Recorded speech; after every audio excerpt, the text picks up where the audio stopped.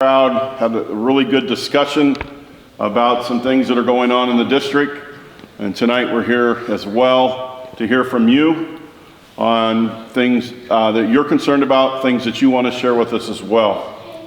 Last night I started by sharing a couple things, and then we turned it over and allowed our audience to participate and have a conversation with us. But there's three items I wanted to cover up front with everyone. Number one is school safety. School safety is a priority moving forward. There has been an unfortunate incident this year at Casa Grande High School where we had a loaded pistol and weapon with 2 rounds in it.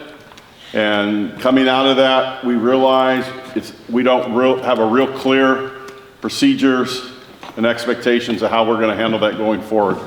Obviously, I've met with the union principal, Mr. Mabb. I've talked to Mr. Dancy about how he would cover that situation. But next Tuesday, at 5:30, we are having a study session with our governing board to talk about school safety. Tom Wolberger, who is the former elementary district chief financial officer, who is now contracted to them as their district safety officer, is going to be talking there. He's going to be talking about some things that he's been doing in the community, working with our police department, working with agencies, the elementary district, and working with some union staff who are no longer here on safety plans. So he's going to update our board on things that we've already done. He's also going to talk about a protocol that the elementary district uses from the Love You Guys Foundation that has 5 steps. It's not only a lockdown, there's a hold and things like that, and he's going to introduce that. And that's something we'll be working with our principals and looking at that. So that's the second thing he's going to talk about. Our Raptor system, which is what checks you in when you visit campus. There are a lot of other opportunities that we can use Raptor for, and Mr. Wolberger is going to share with our board some of the other services that has available for us to maybe consider increasing what we're doing with Raptor on our campus. And then the fourth thing, he's just going to be talking about best practices. Not only has he been the CFO of the elementary district, he has been the national president of the School Financial Officers Association, and they've certainly done a lot of work nationally with school security. We're going to have a representative from our police department there, talk about how the police department can continue to partner with our school district and providing safety there as well. And so that will be the second part. We've also entered a contract through Pinal County Sheriff's Department and Sheriff Lamb, and I cannot remember the name of the company, but tomorrow morning when I come over to celebrate with all of you the great award that you're getting from the Cardinals and United Dairymen, I'm going to be participating in a conference call there. But what this program allows is every staff member on their phone to have an app. And so you see an unsafe situation where law enforcement administration needs to know, you can get on your phone, hit the app, and it puts the school into lockdown or some kind of hold, and then it alerts police and alerts fire. And then they also, at that point in time, they can log into our cameras all over campus and start doing an assessment of what's going on in the campus. So we'll be talking about that night as well. And then on Monday, I also have a meeting, an online meeting with a gentleman who is a salesperson for metal detectors, school wands, and start getting the price to share with the board of what it would cost to have these type of, what's the word I'm looking for, strategies available as well to protect our community on the campus. So we will be talking about that Monday night at the council meeting, Tuesday night at the school board meeting. Thank you. Also, our school special ed population, or ESS, Exceptional Student Services. We are going to be having a lot of uncomfortable conversations in the upcoming weeks with parents of students that are ESS. I think we've gone through and we've identified about 60 students at Union, and I know we're looking through records here at Vista but the numbers are not as significant here as they are at Union, because most of our functional programs are at Union, and a lot of these problems exist in our functional programs. But there's two main problems we're running into. One is when a lot of our students that are seniors now were freshmen and taking Algebra 1, which is from August to December, teachers did some things to accommodate them, and they pushed that class out all the way to the end of the year and made it a one-year class rather than a 6-month class for students that were getting resource support or in a resource class for these students. The problem that happened was when they came back to school after COVID had hit that spring as well, they were not put into a Algebra 2 class their sophomore year to catch up on the math. And it got overlooked all the way to their senior year, a few months out the school year, and we realized a lot of these students are missing some math credits that they need to graduate. And so we've been providing opportunities for students to attend the intersession, some night classes, some Saturday classes to make up that credit. But obviously this has caused some stress with families as they are prepared for their students to graduate from here on May 21st or Union on May 23rd. So that's one problem that we've been dealing with. The other problem with our functional students, as we code classes and put what's in those classes, we have not been putting the academic component for reading, math, science, and social studies into that. So we have students that are graduating with 22 credits, but we don't show any credits for math, language arts, science, and social studies. And so they are years behind in those credits. Now these students have been following the IEPs. And so what we need to have is a conversation with the student and the parents, because a lot of these students are 18 years old, and say, hey, this isn't your fault, but we followed the IEP as it was written, but the IEP has been wrong for 4 years. And now you're coming into your senior year, although you've met the requirements of the IEP to graduate, you haven't met state requirements to graduate. So with an agreement with you, we can graduate you with the understanding and sign a prior written notice that you understand that you're entitled to come back and receive the education that's appropriate, or you can choose to move on. And that's a decision each child's going to have to make. These are hard decisions. They're going to be upsetting when you think about your child going to school for 4 years and being told that this is the case. Tomorrow afternoon we have a training at Union to prepare the teachers there for how to script these meetings that we're going to be having with parents. And I think we have to have about 60 or 65 meetings at Union. And so we'll be getting with all of you and with Mr. Danzy on the meetings that have to take place here. And so that. The third thing that I talked about last night was the school climate makeover that needs to take place with Union with the change of administration. Right now we're looking at 4 new administrators on campus next year, and we talked a lot procedurally and what needs to be done at Union. So tonight we want to hear as well what's going on here at Vista Grande. But those are the things that I wanted to make sure and cover up front that all of you are aware of. So Mr. Danzy and I are here to answer any questions, concerns that you have. So it's your turn. Well, sounds good. Just a little bit about Vista. I know Mr. Lavender was talking about the change in administration that's going on at Union. We also are getting 3 new administrators here at Vista, which is kind of new. Well, I guess not new since it happened last year also. But some new to us, not necessarily new to me. We have Ms. Turan coming over. We haven't figured out the positions that they're going to be in, but we also, if you were at staff meeting last week, we introduced Louis Ramirez and Kevin Hubbard, who is not new to us, was new to us, but not new to the district. I've been working with Kevin and Louis pretty closely already. Louis is going to hit the ground running as far as an AD. I think we're going to see a change in athletics that's going to be absolutely amazing. It's not just going to be programs in a silo. He's looking at an overall athletic program. He's very detailed, like Jamie Harris detailed, which is crazy. That's Jamie Harris right there. She's my attendance interventionist, but she's very detailed, but Louis is along those same lines. So looking forward to that change. Mr. Lavender mentioned Tom, can't say his last name, but me, Tom, and Mr. Hubbard have been at a school safety conference, and Mrs. Danzy went also. that took place yesterday and today. Some of the things, companies that he talked to, we were able to meet with and saw some good things. Raptor, we're not utilizing it the way that the company shows that we can utilize it, so I'm looking forward to learning some more things about Raptor. So that was, the conference was very interesting today. We had someone who was almost a school shooter who spoke to us, and it was pretty eye-opening. So definitely took some things away from that speaker today that I will be delivering to campus about what to look for and who to look for. Yes, ma'am. No.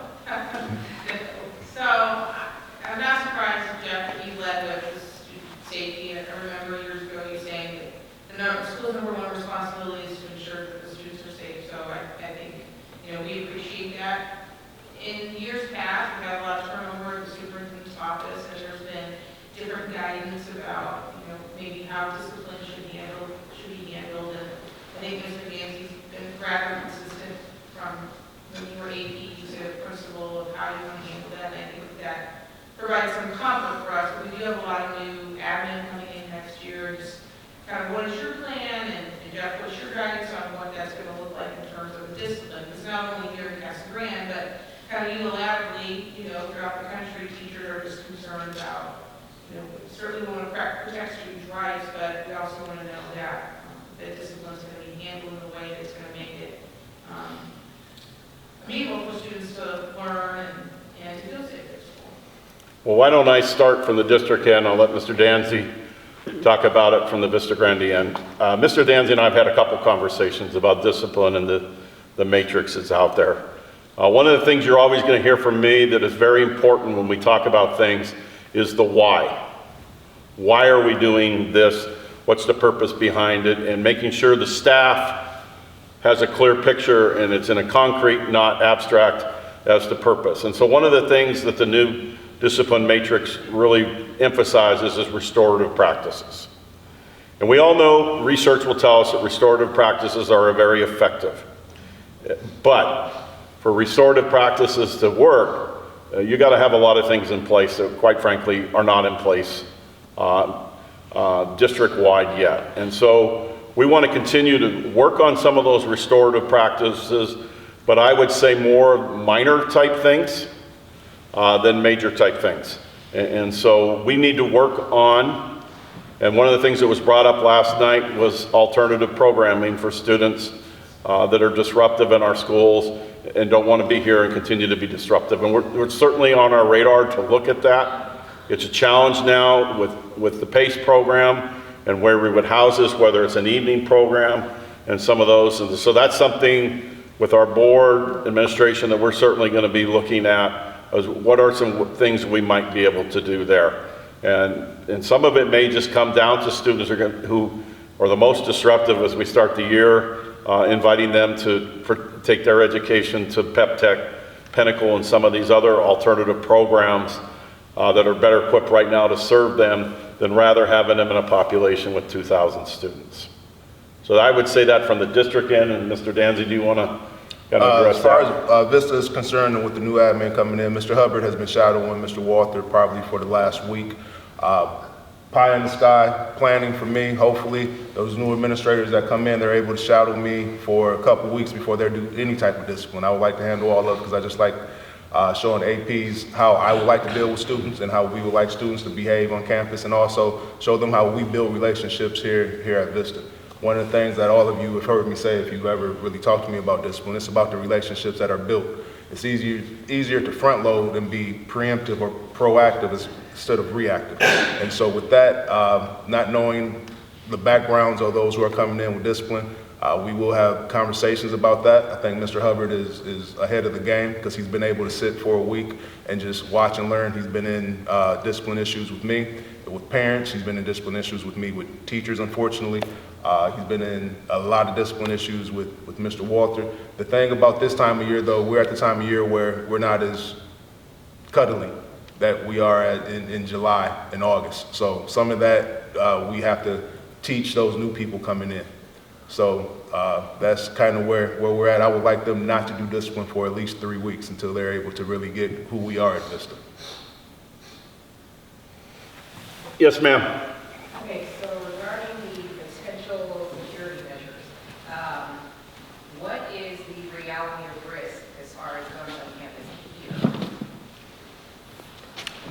Can you help me understand exactly? Okay, so you were mentioning that there may be some practices that will be implemented, whether that's wands, whether that's, walkers, whatever the case may be.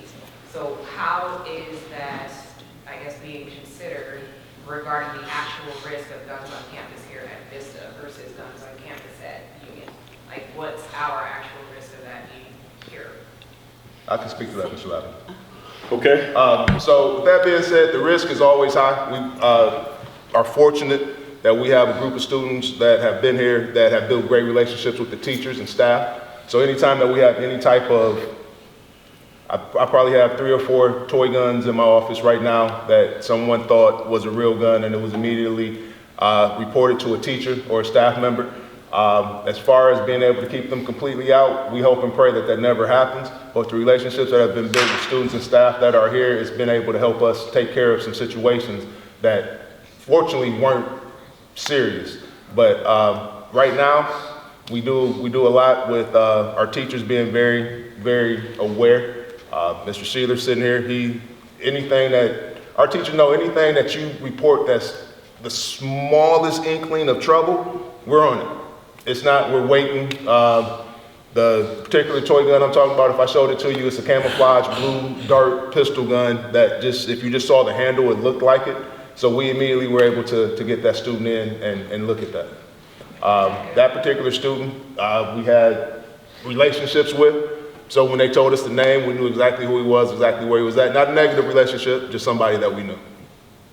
And then this actually has nothing to do with what we're talking about, but it is regarding safety for our students. Something that my daughter and I noticed, off of Cottonwood, right at the Arizona intersection, there is the school zone sign, and you can take it how you want, but I really feel like that school zone sign should be west of Arizona, just because it's right before the actual intersection. I don't know what it's going to take to be able to have the city move that sign just to the other side of the light, but majority of the students pass right through that intersection, and so it would be nice if people would realize to keep slowing down until they get to the other side of the intersection. That was another thing. You're talking going north on Arizona through? No, so going west on Cottonwood, so from east to west as you're crossing Arizona, there is a school zone, slow down, all that type of stuff, but it ends just before, it ends on the east side of it. So basically it's like, in line with the school. And so, and so when all the students who pass down Arizona and they're crossing into Tamaron and all of those neighborhoods, the actual sign is east of Arizona instead of west, so people start speeding up as soon as they're approaching the intersection, which is where all the students cross. Because normally signs are about 30 yards in front, and 30 yards past. You're saying that's not the case, ma'am? It's not, it ends right there. But it may be, do we have a district personnel out there? No, we do not. We don't at all? No, sir. Okay. But I'm assuming that somebody from our school is putting those signs out, correct? That's probably been there since 2009. So these are signs up on the road? Elementary rows of signs out. These are not roll-up signs? No, sir. Okay. All right, let me look into that, in there. And just in response to your question about, school safety, we want to be prepared and do everything possible to prevent these things from coming on campus. Our campuses are big, we have multiple entries and exits, and so it would be very difficult to make it airplane tight. But right now, it's everybody's just walking on campus and not really being checked at all. And as Mr. Danzy says, we're relying on relationships. But we had the incident at Union, we've had incidents at our middle schools with weapons on campus as well. It's unfortunately, it's just one of those things that we're having to deal with. I don't want to use the word fact of life, but we're dealing with it. And although we don't know of any weapons on campus this year here at Vista, we do know that students at Vista have been involved in weapons incidents off campus and have access to them. Correct. Without going into particular cases. Any other questions?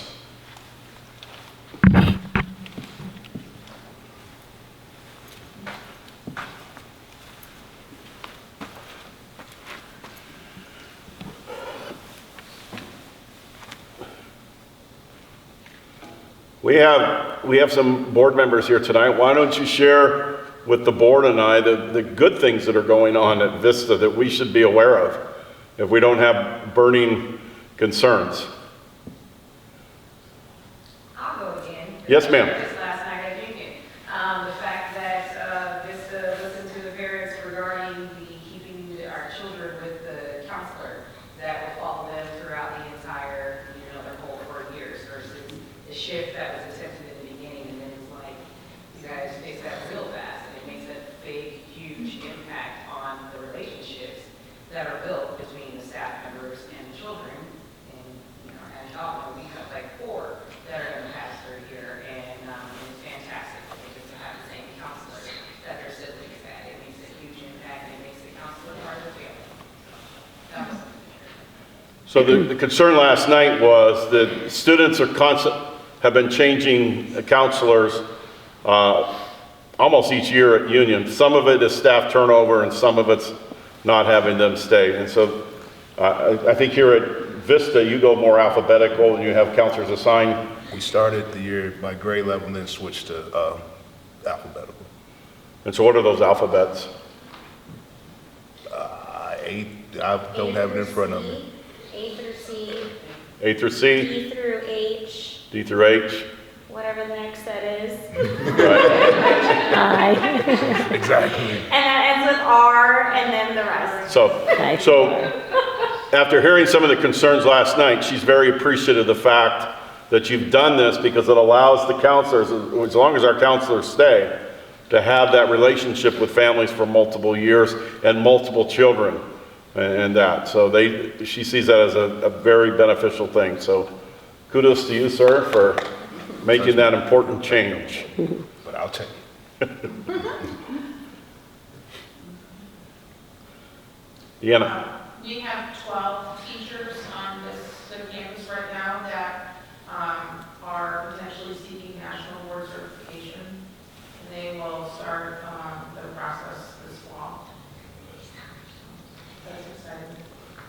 That is exciting because it is a rigorous process to go through.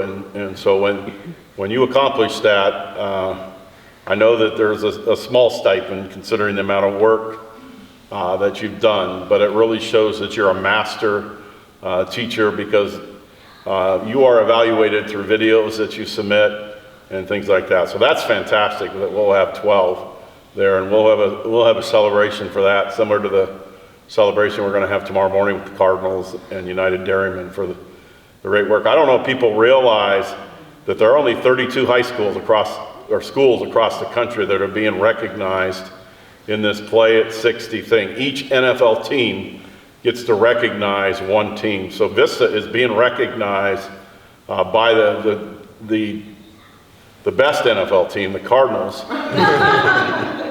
So it's number 1 in the state, you know.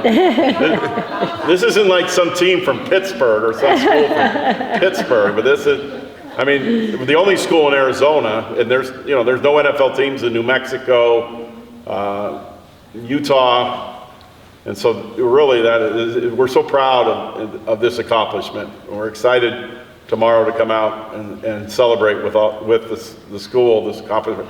And I think there are 60 students that are going to participate. Yes. At least 60. In the clinic. And then also on May 16th, one of the things that I have really been pushing for is AIA's approved girls flag football for next year. And so we are doing a clinic on May 16th. Your new athletic director, Louis Ramirez, Union's new athletic director, Randy Robbins, and Anthony Edwards from the former Cardinal and City Councilman. They're going to sponsor the clinic for the ladies, grades 6 through 12, but also getting the enthusiasm built up to have a flag football team next year. Having been at Villago, I know there are some really talented ladies that are going to Union to play flag football. So you guys are going to have you're challenged there. We have some Valago students on our campus as well. Yeah, I don't know if they're the ones that played flag football, but we have some really talented. And so I'm just excited that this sport is coming and providing this opportunity for our ladies. Yes. I have a union grad and I have a junior here at Vista. And speaking previously with Mr. Danzy, being a union employee, we talked about the things that are the same, the things that are different. And I've seen a couple different views from the top on how aligned the campuses need to be and where is some of that flexibility to show who we are and maintain some of those differences. Because I have kids that pick different schools for different reasons, different programs, different fields that work for them and their needs. Could you maybe speak to what some of your thoughts are in what you're considering in terms of district alignment versus some principal autonomy for some of those top-down decisions like counselor alpha splits versus grade level for one and what that might continue to look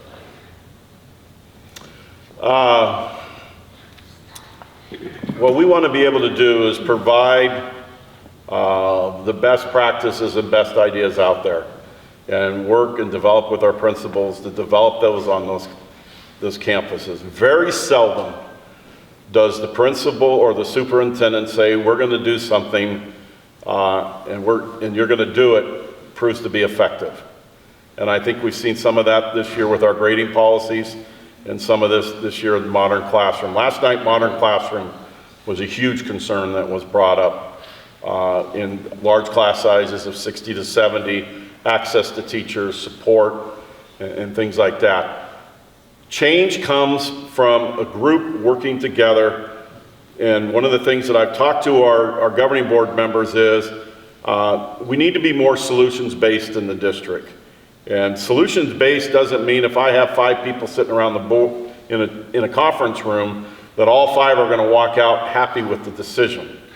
But all 5 ought to walk out, number one, knowing that they were heard and their concerns were talked about, and they can feel good that they were involved in the decision-making process. And I've shared the story last night, and I'll share it. In 1997, when I took over as principal of Casa Grande Junior High, I had an assistant principal tell a parent, you have us confused with Burger King. You don't get it your way here. Well, the education environment has changed a lot since 1997. We didn't have competition down here. So we might be able to take that mindset, but we can't take that mindset now because there are opportunities for students that learn differently, that families are looking for something else. And so we need to work with our stakeholders and do those things. So I'm not gonna dictate to Mr. Danzy what he needs to be doing and what he's not going to be doing. What I will do is work with him and develop plans. As an A-plus judge for the Arizona Education Foundation, I had the pleasure a couple of years ago of being the lead judge for Chandler High School. And I've judged about 10 or 11 high schools.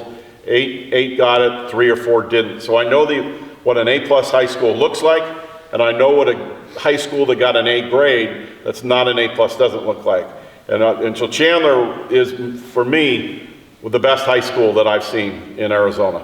But there's no reason Vista Grande can't be of the caliber of Chandler High School or Casa Grande Union.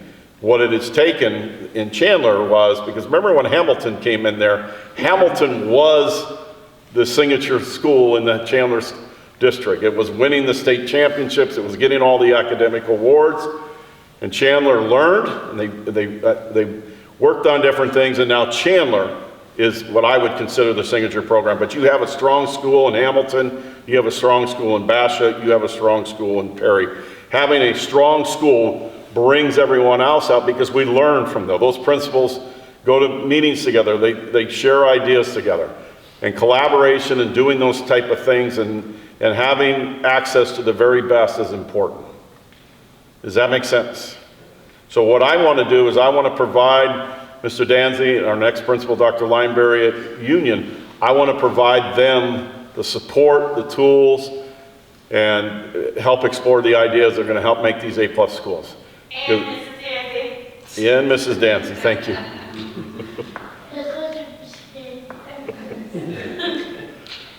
So is that, Yes. is there anything you wanted to say on that, sir? No, sir. Any other questions? Yes, ma'am. So with us getting a new AD and trying to rebuild our athletics program, do you foresee us getting an athletic trainer? Because as a student athlete, it's really hard to not have access to proper care in the middle of a season or in the middle of a game. Like we have our trainer kids and they're helpful to the best of their ability, but when someone gets hurt or I need something seriously like that, not having access to it makes it really hard to stay an athlete. Right now, there's I believe it's called an RFP out for a couple different companies, AT, Athletic Services, Banner, and possibly Dignity Healthcare, trying to partner with them to make sure that we do have a qualified athletic trainer here. I don't know how much the AD moves that, but we have had that openly advertised, looking for one, and yes, we plan to get one. Excellent question. Thank you for asking that. I'm excited that both baseball and softball at both schools tomorrow are playing in the state playoffs. Vista's girls are traveling down to Saurita to play down there, and I can't remember who your boys are playing. Where? Mika Mountain, Tucson. Mika Also, Mountain, they're traveling down there. Then Union Baseball, they're traveling to Lake Havasu. And then the girls are traveling to Higley tomorrow. So best of luck to all 4 of those teams as they compete in the state playoffs. Yes, ma'am. Do you have support moving forward for transgender athletes and students? What does that look like to you? I know there's been a couple of concerns from some students in the GSA regarding bathroom use. And I wasn't sure if the conversation had been brought to the table. Bathroom use or sports?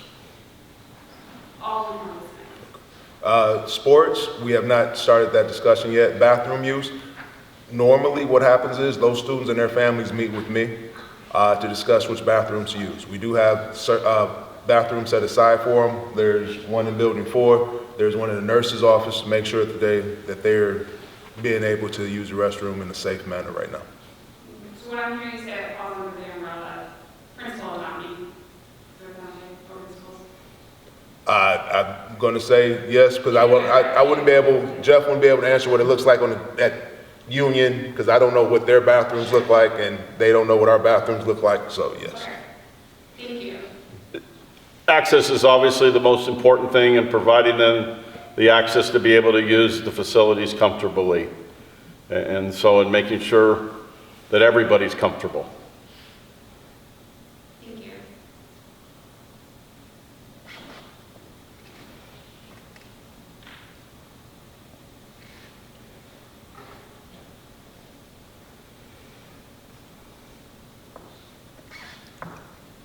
Any other questions, concerns?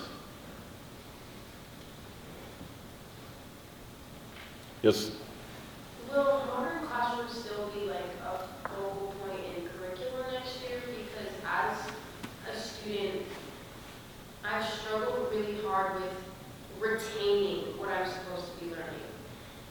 And like I know, students aren't always the best. Like I'm guilty of like phone usage and being distracted, but being on a laptop, watching videos, 55 minutes, 6 periods a day, gets really difficult. Like by 4th hour, I just feel burnt out. Like I don't want to look at a screen anymore. right. So is that going to be the focal point of curriculum, or are we working to change that? So Modern Classroom is not going to be mandated like it was this year for freshmen in their core classes, which I believe was the math and language arts.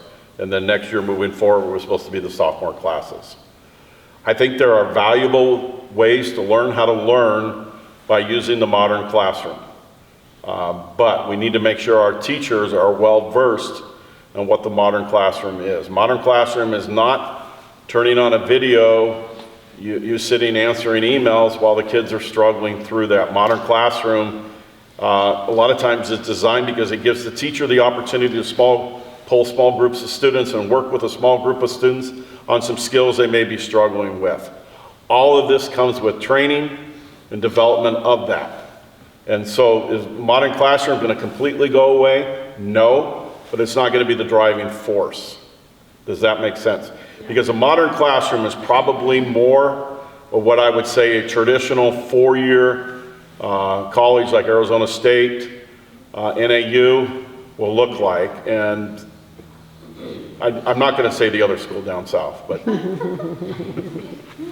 And so we want because our job is to prepare all of our students to graduate college and career ready. And so when you're walking across that stage in May, probably for you, May of 24, right? That, hey, if I want to go to a four-year college, I can go to a four-year college. If I want to go to a VOTEC, I go to VOTEC. If I want to go with Lucid and do an apprenticeship type program and have them develop for me, all of those opportunities. We want, when you graduate, doors to be open and not closed. And so we want to provide that. And one of the things about college is learning to do things multiple ways. Because we know most of what you're learning now is going to be obsolete 10 years from now.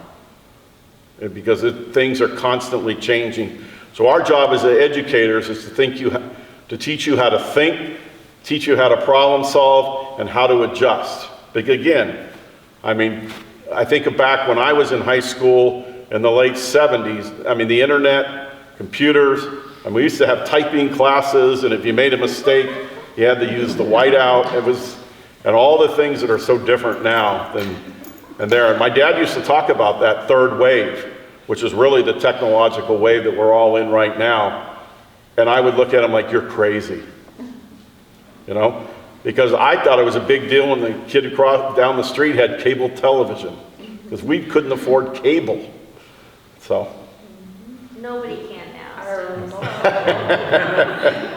Let alone if, you know, and if I was going to watch Happy Days on Tuesday night at 8 o'clock, I had to be in front of the TV at Tuesday night at 8 o'clock. I couldn't record it. And you had to change the channel with your hand. Yeah, we couldn't fast forward commercials.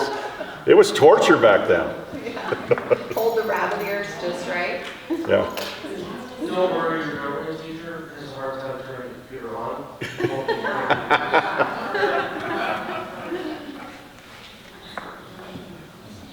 Any other questions, concerns, things you think we should know?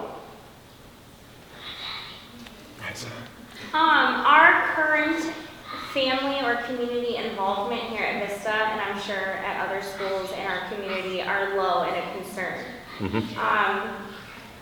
With your experience and in the relationship you have with the community, do you have any ideas on how to support us in our current attempts or new attempts to bring in more involvement? Well, the rules of thumb that we've always operated is on feed 'em. If you offer food,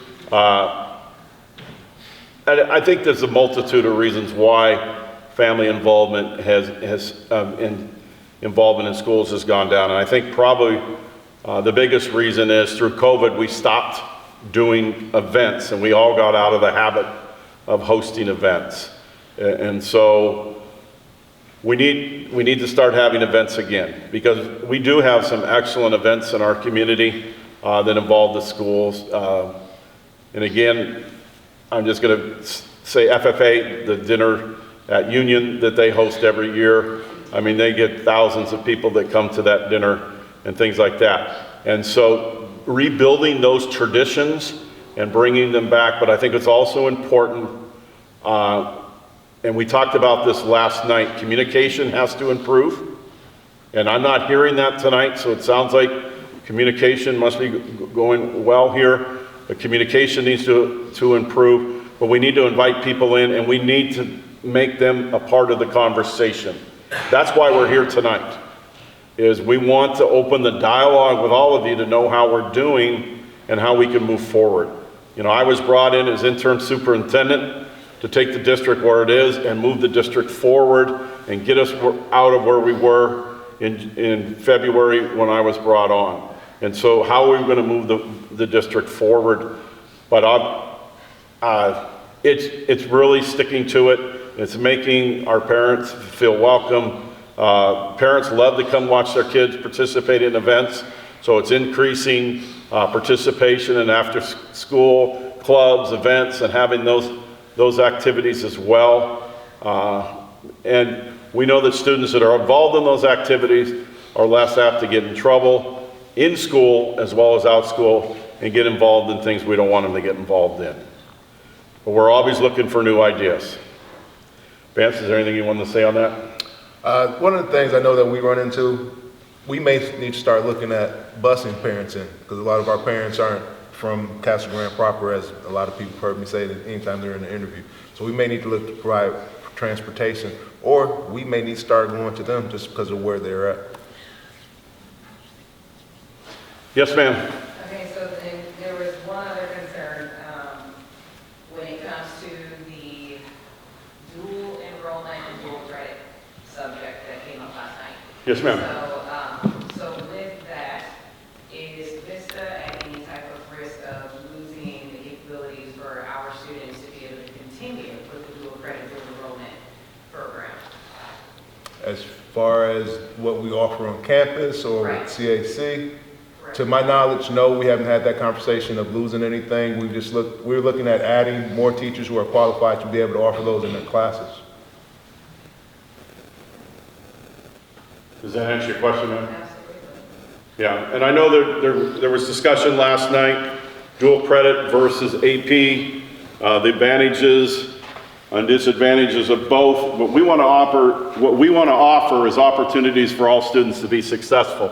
And so for some students, it may be the AP track. For other students, it will be the dual enrollment track, but we want to offer those opportunities. And one thing that we will be engaging the community in on Tuesday night, we'll be asking our governing board to approve to take the override election back out to the voters in November. As you are aware, when we took it in November of 2023, we failed by about 2,000 votes. We took it a year early because, or actually we took it in 2022. We took it a year early. Conventional political wisdom is it's more likely to pass in a election year, which is 22, 24, than an off election year like 23. Because this override, it will only be us and the elementary district on the ballot, these two things. You will not vote in person, you will vote a mail-in ballot. And so, I think there are 25,000 that may have voted in the last election. We're probably looking at 12 to 15,000 in this election. If it were to fail again, then we need to work with our governing board, our principals, to figure out how we're going to cut $1.2 million out of our budget going into the 24-25 school year. So about at this time next year, we're going to have to find that 1.2. And then that continues for the second year, and it continues for the third year, and $3.6 million in lost funding if we don't get it passed within that time period. Plus, right now we've got a healthy budget carry forward of about $8 million. And some of that money is COVID money, ESSER money that was given to the district to provide programs to keep the schools during COVID. And those funds are no more. And so we're running short on those funds.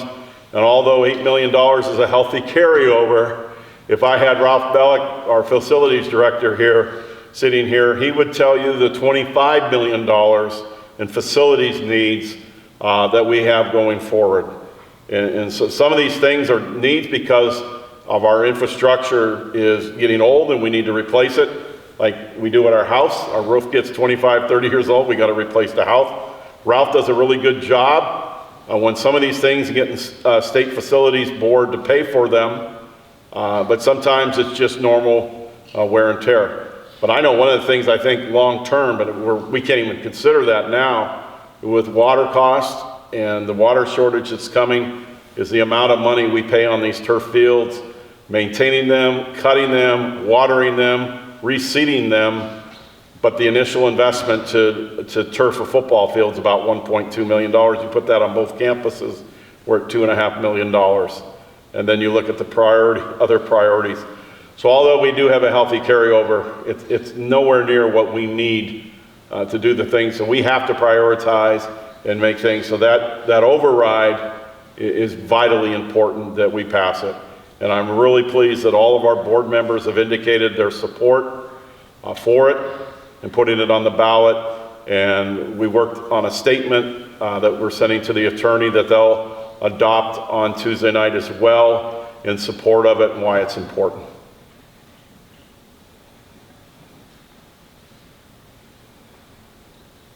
Yes, sir. Any information on possible JROTC teachers for Vista Grande? Yes, we have 2 hired. Both will start in July. Officer, I'm not going to say officer, I believe he's Master Sergeant, maybe. Griego's coming in from New Mexico. He has about 25 to 30 years experience there. He runs, if I was able to name every program that he runs inside of JROTC, you would get tired just hearing of him. I know he has like a cybersecurity program. He has a physical program that goes and competes someplace. He has like 10 to 15 different programs within JROTC that he's going to be doing. The gentleman that is going to be working with him, I can't remember his name, but he's coming out of California first year.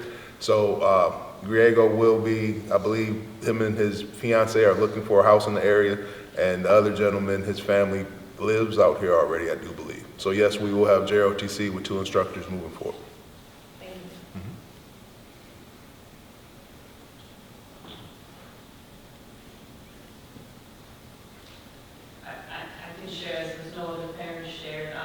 Communication here is fast. I find out from Mr. Danzy or from an administrator before I can even get home or get my child to send me a message. So some of the communication that has come out that is short and sweet and immediate, it does, like you said yesterday, Mr. Lavender, it reflects more of your style. Let me get you the facts I have so that you know we're on top of it. So beating my kid to texting me is of value considering I'm at another school where usually the rumor mill has already started because the kids know from the other students at Vista. So that definitely is something that I appreciate, especially as an educator, when I can say, no, that principal has already shared with us the facts. So those short and sweet emails and quick email blasts and text blasts are really appreciated. Well, I have a niece and nephew here as well. When Union had one of the runs this year when they had a bad incident with a fight on campus and somebody had to be taken by medical personnel and things were all stirred up. They told me this man got on the intercom and said, what's going on at Union is not going to go on here. We're not going to have this nonsense. Were those the exact words? Pretty much. I'm still... One of the reasons here that I'm here is I was so devastated when he took my crown from me as the greatest of Grande this year as the principal. But I voted for him because I have known Vance for 20 years when he was an assistant coach and teacher at Coolidge and have been impressed with him the whole time. And so I was so thrilled when he got the opportunity to come back home here as an assistant principal, and then I was thrilled when he got the opportunity to be principal. And so I'm excited to work with him and excited for that opportunity because I've been a big fan for a long time. Thanks. And I'm looking forward to him winning that award again next year since his main competition's out of it.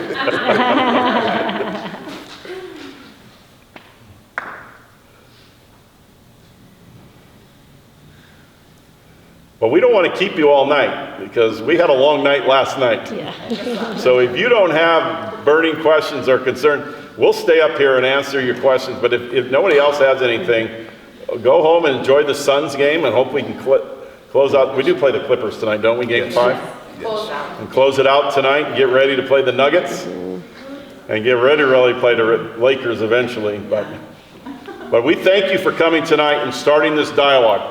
This is not going to be a one-time only thing. These are expectations that we're going to continue this dialogue moving forward. We're going to take the notes that we acquired last night, the notes we acquired tonight. I will be sharing them with our governing board on Tuesday, and then we're going to be going back in the fall when we do another one, talk about these things, and get input from people. Are our kids feeling safer in the bathrooms now? Which is not something I heard here tonight.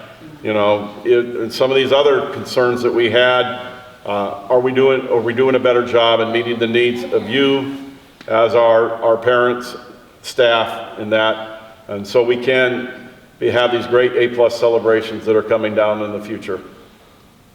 So again, thanks for coming tonight. Okay.